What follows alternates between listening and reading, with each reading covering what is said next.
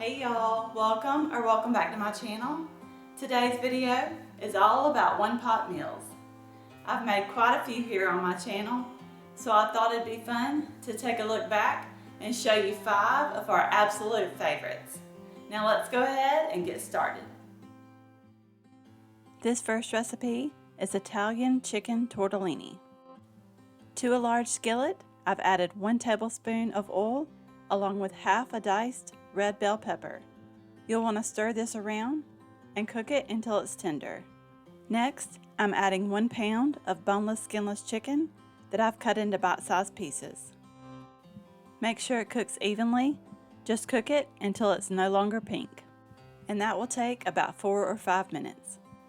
Then add in 1 tablespoon of minced garlic, 1 teaspoon of basil, a teaspoon of oregano, a teaspoon of salt, and half a teaspoon of thyme. I ended up having just enough of that. Stir it and let it continue to cook for about a minute. Now add in 1 can of diced tomatoes, undrained, a pinch of crushed red pepper. I was out, but I happened to have a little packet I saved. I added a half a cup of heavy cream, or you can use any milk of your choice, and give that a really good stir. Now I'm going to make a cornstarch slurry to thicken up that sauce. I have half a cup of chicken broth, and to that I'm adding a heaping tablespoon of cornstarch. Stir that until you no longer see any lumps, then add it right on into your sauce. Now I'm adding in 3 cups of this frozen cheese tortellini. Stir that and make sure the tortellini is completely submerged in that liquid. Now bring this to a simmer, then reduce the heat to medium-low. Now cover it and let it cook for about 3 or 4 minutes, or until that tortellini is cooked through and tender. The sauce still looks a little liquidy at this point, but it will thicken up. Now that the tortellini is done, I added in a couple tablespoons of Parmesan cheese, along with 1 cup of shredded mozzarella cheese. Give that a good stir and let the cheese melt. Then this is ready to serve. This is a family favorite, and if you try it, you'll understand why.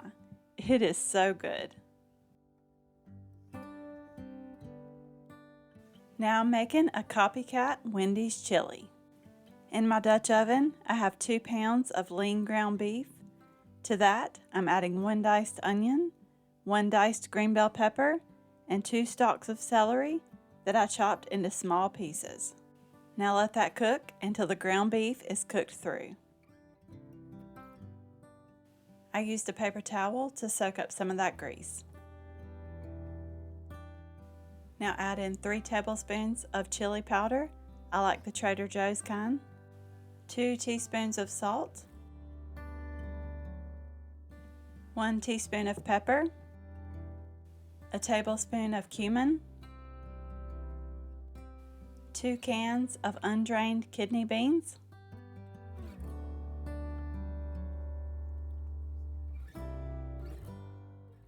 2 cans of undrained pinto beans. I'm just using what I had on hand here.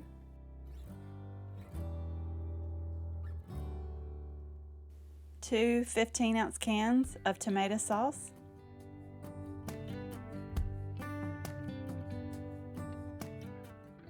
And a 28-ounce can of crushed tomatoes. Now give that a really good stir.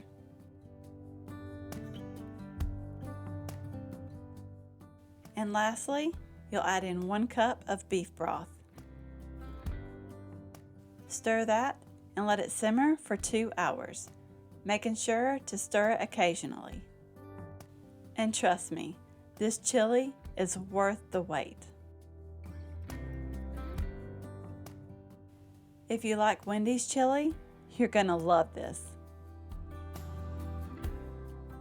I always love a good bowl of chili this time of year.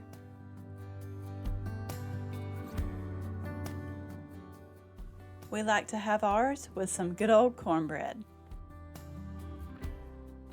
This is also really good served over a baked potato. Either way, this chili is absolutely delicious. Now this is a favorite of mine. It's cheesy broccoli chicken orzo. To my Dutch oven, I'm adding in 2 tablespoons of oil, along with 1 pound of boneless skinless chicken that I cut into bite-sized pieces.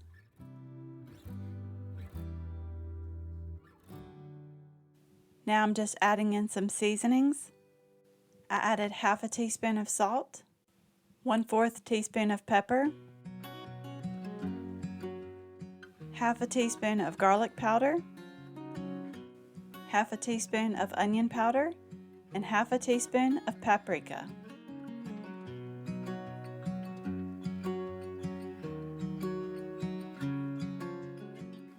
Now stir this and let it cook until that chicken is cooked through. I removed it to a separate plate, covered it with foil, and then set it aside. This was not in the recipe, but I decided to add in 2 tablespoons of butter before I added in the onion, and I added in about half a diced onion. I let that saute for about 5 minutes until that onion started to soften. Then I added in 1 tablespoon of minced garlic, and I let that cook for about a minute.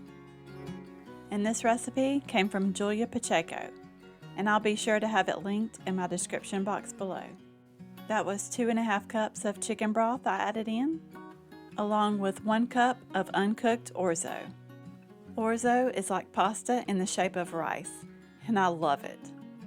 I stirred that, and be sure to scrape any bits off the bottom of the pan.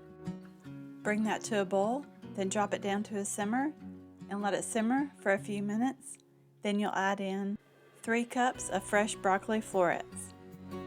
Stir, then cover it and let it simmer for 10 to 12 minutes. I did stir this occasionally just to make sure the orzo didn't stick to the bottom of the pan. When that orzo was tender and most of the liquid was absorbed, I gave it a really good stir. Then I added in 4 ounces of cubed Velveeta cheese and 1 cup of shredded cheddar cheese, and also half a cup of heavy cream. Then I stirred that until everything was well combined.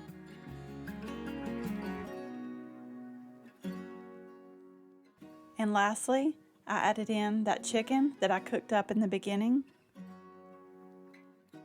Now stir that and let it continue to cook on low just until that cheese is completely melted. Then this dinner is ready to serve.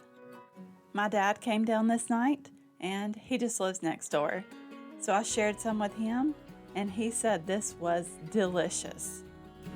It is so creamy and has so much flavor, and I just love it. Now I'm making some one-pot burrito bowls. In a large pot on the stove top, I added in 1 pound of lean ground beef. Now I'm going to add in 1 diced onion and 1 diced red bell pepper. Now I'm just breaking that up, and I'm going to cook it until that hamburger meat is cooked through. That is done, so now I'm going to drain the grease and then return it to the stove top. Now I'm adding in 1 can of drained black beans. I was supposed to rinse these and then drain them, but I just drained them. Now 1 can of drained corn, a can of diced tomatoes with green chilies, and about 1/3 cup of salsa, and I just eyeballed that. I also added in 1 tablespoon of taco seasoning, half a teaspoon of chili powder,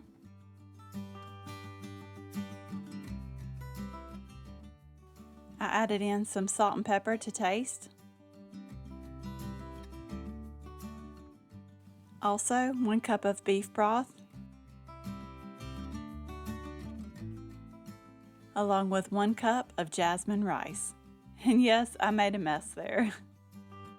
And you can use any kind of long grain rice, as long as it's not the instant kind. Now give that a really good stir and cover it and let it simmer for 15 to 20 minutes. And make sure you stir this occasionally just to make sure that rice doesn't stick to the bottom of the pot. Let it simmer until that rice is cooked through and tender. I stirred it and the rice is done. So now all that's left to do is add in 1 cup of shredded cheddar cheese. Stir that up really good, then this is ready to serve. This is so good and so easy to make. Perfect for those busy weeknights. We like to top ours with sour cream and shredded cheddar cheese. We also like to eat it with tortilla chips. This dinner is always a hit at my house. Now this one is chicken ranch pasta.